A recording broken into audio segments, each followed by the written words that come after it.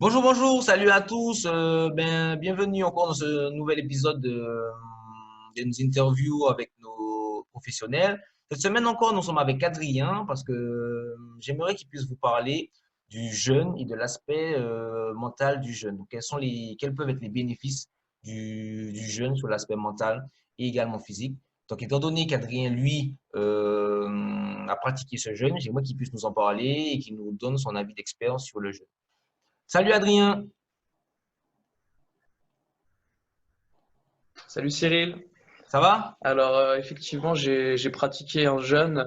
Ouais, Mhm. ouais, ça va bien, ça va bien. Bientôt la fin du confinement, donc Ouais. on est un peu pressé comme tout le monde. Mhm. Mais ouais, du coup j'ai profité justement du confinement et du fait d'avoir beaucoup de temps devant moi et pas beaucoup d'activités professionnelles pour avoir quelques jours à disposition. Je Mhm. suis déjà pratiquant du jeûne intermittent, Mhm. ça de manière quotidienne en fait. Et là, du coup, ça faisait longtemps que j'avais envie d'essayer un jeûne un peu plus long. J'avais déjà jeûné 72 heures, mais j'avais jamais fait plus. Et là, du coup, j'ai eu envie d'essayer un petit peu plus loin pour voir quels étaient les effets sur mon corps et sur mon esprit. Mhm. Donc, du coup, si je peux, voilà, partager mon témoignage et si ça peut aider des personnes, à en pousser certaines à s'aventurer dans cette expérience, bah voilà, ça peut être bénéfique. Donc, du coup, le jeûne, ce qu'il faut savoir, c'est qu'un jeûne, ça se prépare dans le sens où si vous faites par exemple 5 jours de jeûne comme j'ai fait, il faut faire 5 jours de préparation avant.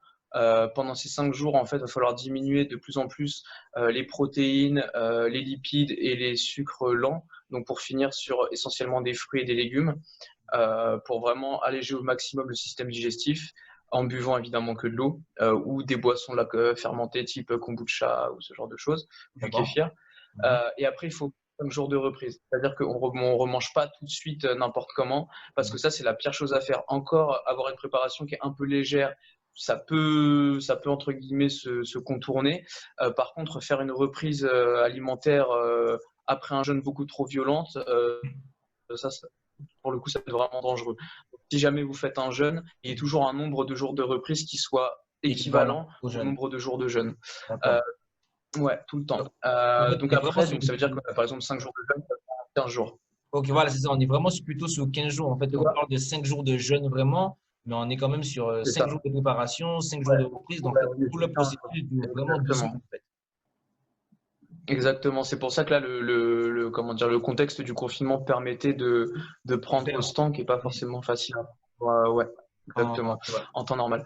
Mhm. Donc du coup, par rapport aux effets du jeûne, alors si ça vous intéresse, il y a des très très bons documentaires, notamment sur Arte, je crois qu'il est disponible sur YouTube, sur les effets du jeûne en fait, qui ont été beaucoup testés en fait en URSS dans donc en fait, ils se sont rendus compte que le fait de mettre le corps en carence de nourriture, ça Mhm. permettait aux cellules de se renfermer sur elles-mêmes et de limiter leurs échanges avec l'extérieur. Donc, D'accord. entre guillemets, de pouvoir se régénérer d'une manière plus autonome, donc d'une Oui. manière plus saine. C'est-à-dire Mhm. que toute l'énergie qui est normalement allouée au système digestif, Mhm.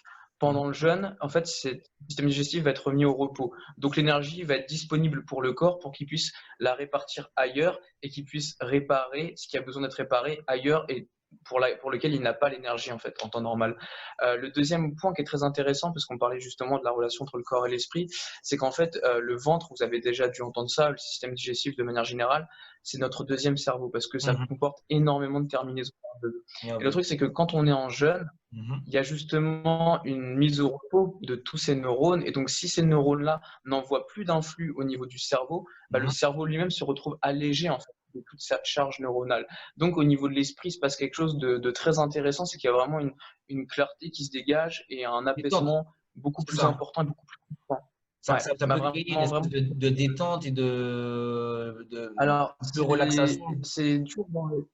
Ouais, ça va même au-delà de la relaxation. Un espèce de sentiment un peu de plénitude en fait, parce que D'accord. quand on se prive de nourriture, on se rend compte à quel point en fait notre journée est rythmée par la Mhm. prise de nourriture et à Mhm. quel point en fait au début quand tu ne manges plus, tu es un petit peu perdu dans ta journée justement parce que tu n'as plus le rythme. Alors là, dans ce cadre-là où en plus on n'a pas de travail, mais c'est vraiment la journée tourne autour de la préparation du repas, de la prise du repas, de la digestion du repas et quand on fait ça 3 fois par jour, si vous êtes là d'avoir faim, ça crée une l'absence de rythme en fait. Donc c'est très très particulier. Au niveau de l'esprit, on apprend à se remplir d'autres choses du coup que de nourriture. Et ça, pour le coup, c'est très très satisfaisant comme sensation.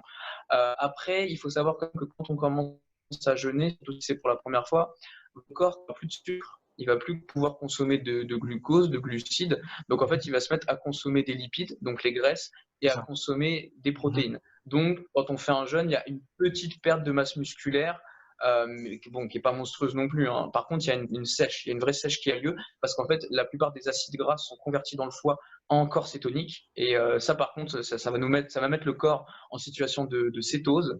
Et la cétose, ça a quelques effets un petit peu secondaires négatifs qui sont la mauvaise haleine, qui sont les maux de tête, qui sont globalement c'est ça. Globalement, on a un peu mal à la tête, on est fatigué, on peut être un petit peu courbaturé, avoir un peu mauvaise haleine, voilà ce genre de choses là. Mais cette phase, elle dure en général 48 heures.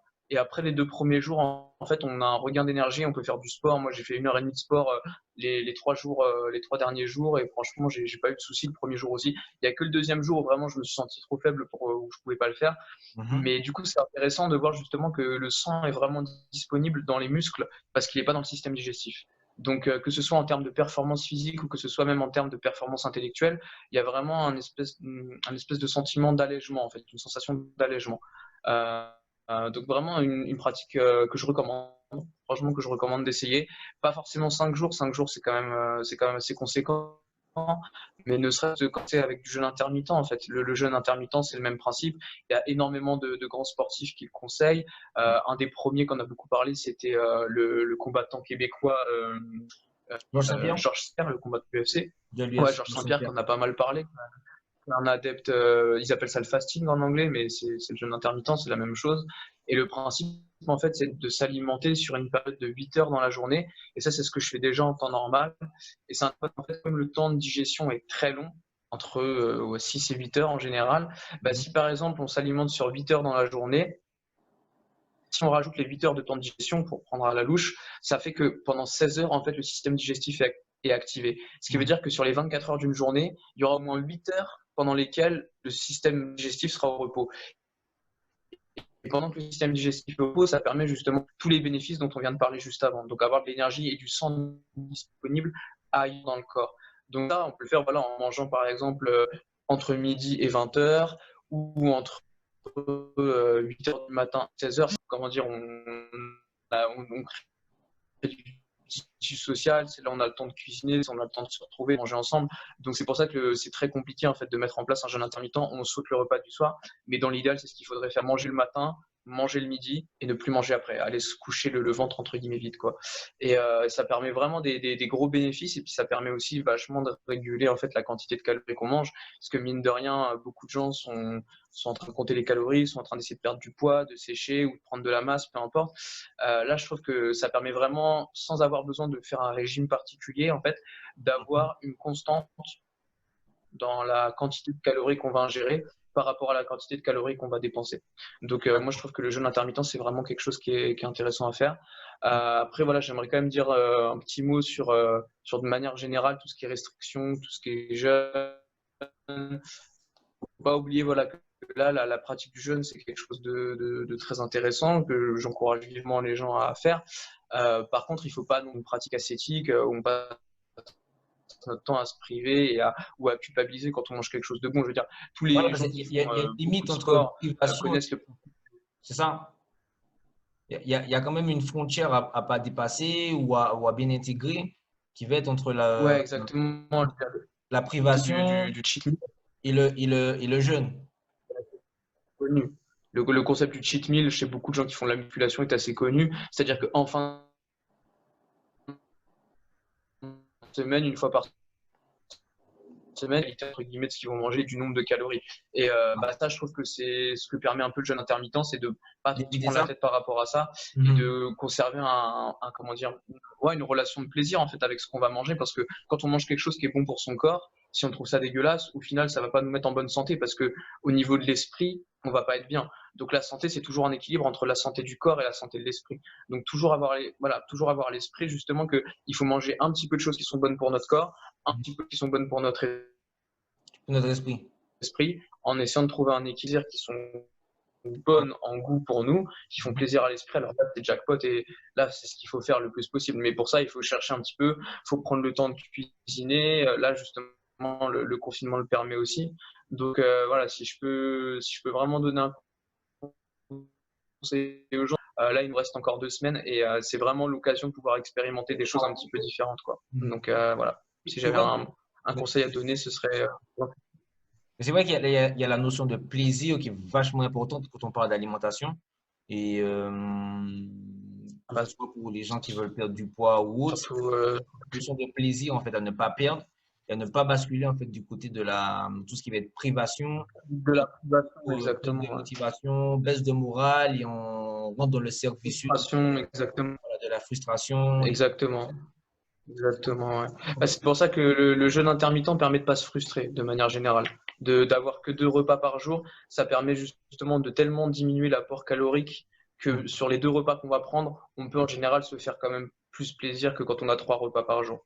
Donc D'accord. après, c'est en fonction de chacun de si c'est Mhm. possible à mettre en place. Mais je Est-ce pense que qu'il du y a un coup, vrai intérêt à le faire. quelqu'un fait 3 ou 4 repas par jour, mais en diminuant vraiment son apport calorique? Du coup, le bénéfice du jeûne, c'est vraiment de mettre au repos le système digestif, en fait. Oui, C'est vraiment complètement, ça le bénéfice. complètement. Parce que du coup, moi, je pense que quelqu'un qui fait 3 repas par jour, par exemple, ou 4 avec une collation, euh, Mhm. il diminue bien son apport calorique, peut avoir le même apport calorique que sur 2 repas, mais Mhm, mhm, mhm, mhm. n'aura pas le Il bénéfice n'aura pas le bénéfice. du Non, tout à système fait. digestif mis au repos et donc tous les Tout à bénéfices fait. dont tu as parlé précédemment, c'est ça. Exactement, exactement. Il faut vraiment qu'il y ait, en fait, l'alimentation se fasse sur une période de 8 heures sur les 24 heures. Ça, c'est pour le jeûne intermittent. Après, pour le jeûne complet, c'est, voilà, donc, vous commencez par 24 heures, après 48. Si vous faites au moins 48 heures, je vous conseille d'aller un tout petit peu plus loin parce que ce serait dommage, en fait, de s'arrêter à la période de cétose C'est qui la dure plus large. 48 heures. Ouais. Pendant la c'est pas grave, quoi. Et Peut-être au sans minimum avoir le 3 jours. vrai bénéfice, en fait, derrière du regain d'énergie. Ouais, De peut-être au quoi? minimum 3 jours pour au moins expérimenter le troisième jour du regain d'énergie. Voilà, voilà. La personne peut pousser Exactement, exactement. plus, mais peut-être pour une Ouais, personne voilà. faire un cycle de 9 jours, en fait, du coup, donc 3 jours de préparation, comme tu as dit, Tout à fait. 3 jours où Ouais, les 2 premiers jours de cétose qui ne sont pas très agréables, un jour de c'est regain ça. d'énergie et 3 jours de reprise Alimentaire. c'est ça. Tout à fait. Oui, ça peut être un très bon programme. Là, et plus il reste 2 semaines de confinement, donc les gens ont le temps de le faire. Et c'est vrai qu'en plus, là, pour le coup, moi, pour avoir expérimenté les 2 jours en plus après le troisième jour, j'étais dans le même état à peu près. J'ai pas eu une augmentation de la faim, j'ai pas eu une augmentation non plus de la quantité d'énergie.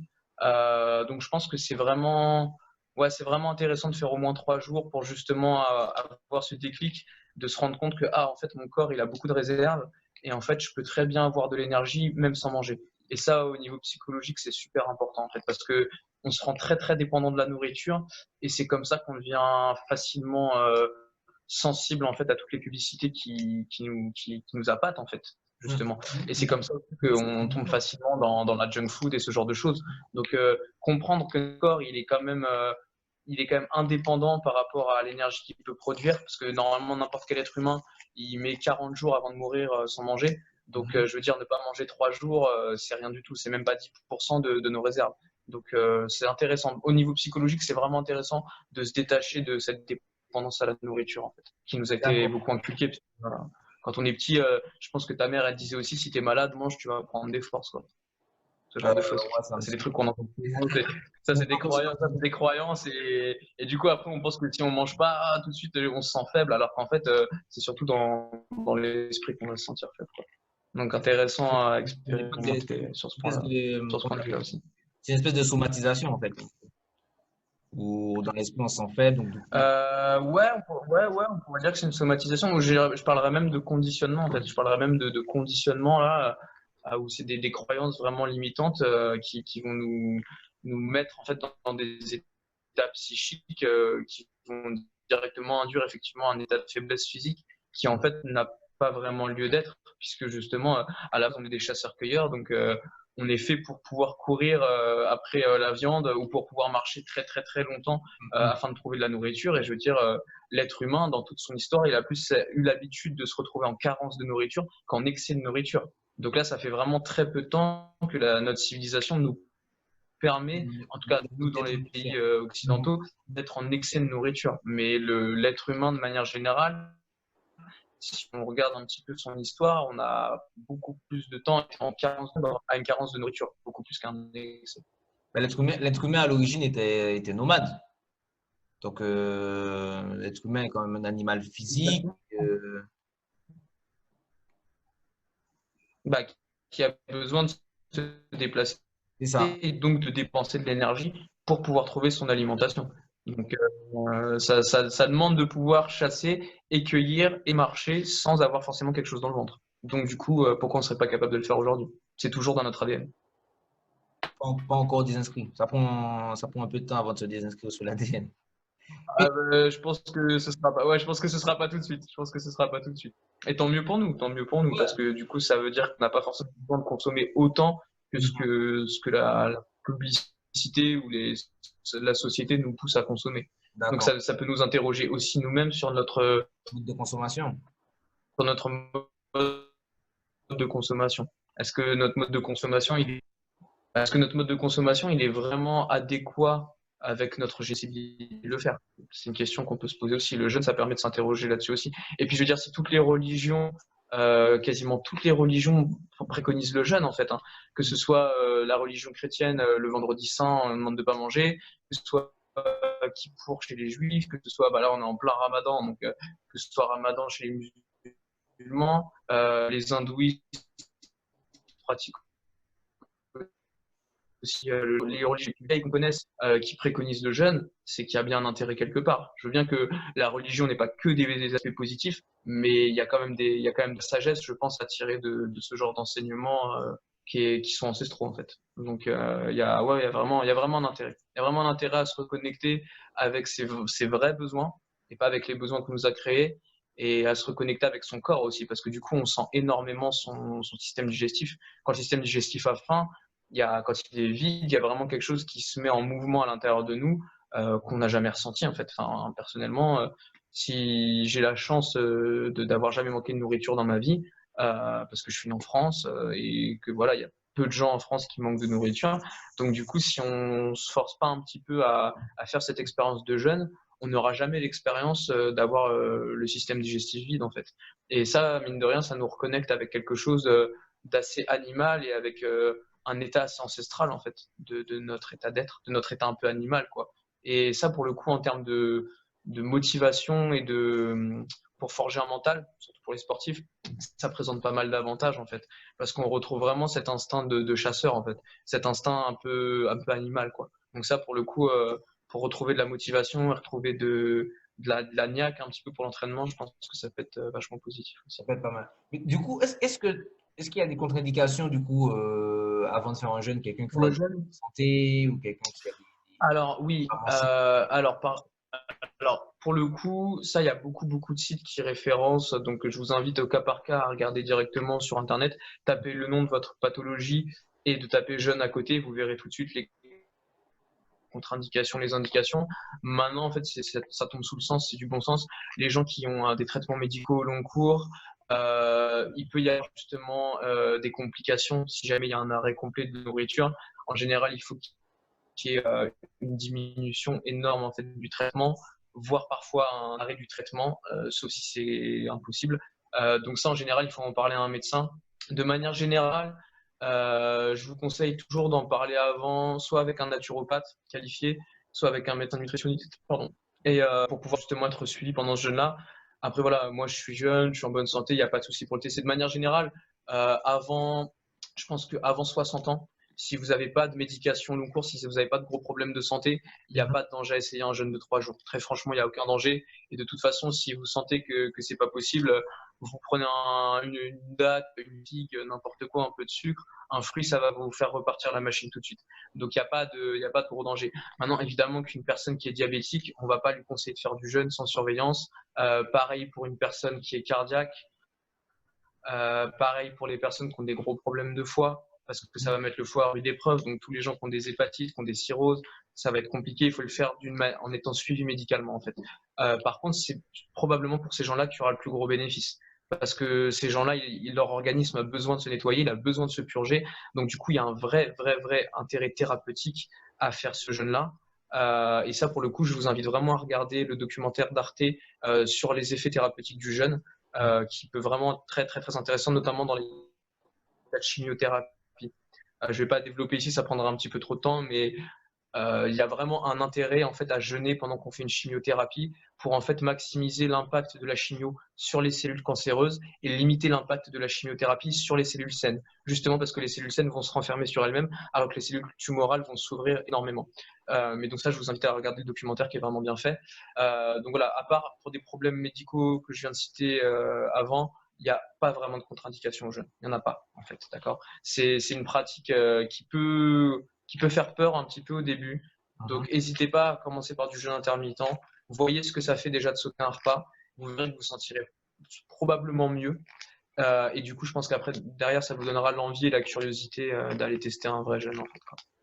Mais de toute façon, en Allemagne, dans les services dans les services des hôpitaux publics, maintenant, ils proposent systématiquement dans les suivis de cancer et dans les traitements en fait proposés pour les cancers, dans la prise en charge, il y a le jeûne qui est proposé. Il y a plusieurs centres de retraite spécialisés dans le jeûne maintenant qui existent en Allemagne, donc ça commence à se développer.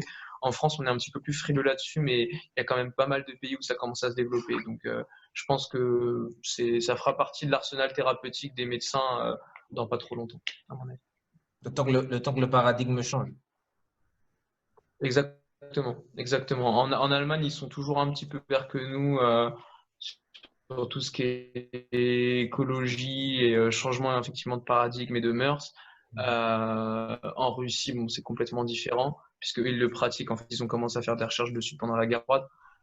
Mais je pense qu'en Europe, ça va se développer. Petit à petit, ça va se développer. De toute façon, on a besoin de changer notre manière de consommer. Donc, ça passe surtout par ce qu'on met dans notre assiette et la quantité de ce qu'on met dans notre assiette. Donc, si en plus, ça nous permet d'avoir des bénéfices physiques et mentaux, je vois pas pourquoi il faudrait s'en priver. La quantité et la qualité de ce qu'on met dans notre assiette. Exactement. Toujours toujours privilégier la qualité à la quantité. Mais bon, après, ça, c'est un autre débat. Notre débat, peut-être qu'on abordera. Ça coupe un petit peu, Cyril, là. Ouais, peut-être qu'on l'abordera dans un autre Zoom. Numéro. Avec plaisir. Ouais. Bon, en tout cas, c'était super. C'était super. Je te remercie pour plaisir. Tous tes points et tes éclaircissements sur le jeûne. Du coup, moi, en tout cas, ça va, c'est assez clair. Ça marche. C'était très concis. Ok. Malheureusement, j'avais une connexion qui était un peu tremblante. Donc, du coup, ouais. je vous dis déjà désolé. On a la vidéo. On a réussi à se comprendre. C'est le principal. J'espère que vous, qui regardez, vous allez pouvoir comprendre aussi quand je vais vous la montrer. Mais on verra bien. En tout cas, Adrien, je te remercie. Je te souhaite une bonne fin de vie du coup. Et on se dit à la prochaine. Ça marche. Ciao, ciao. Ouais, prends soin de Merci à toi. Salut. Ouais. Ciao. Je t'en prie.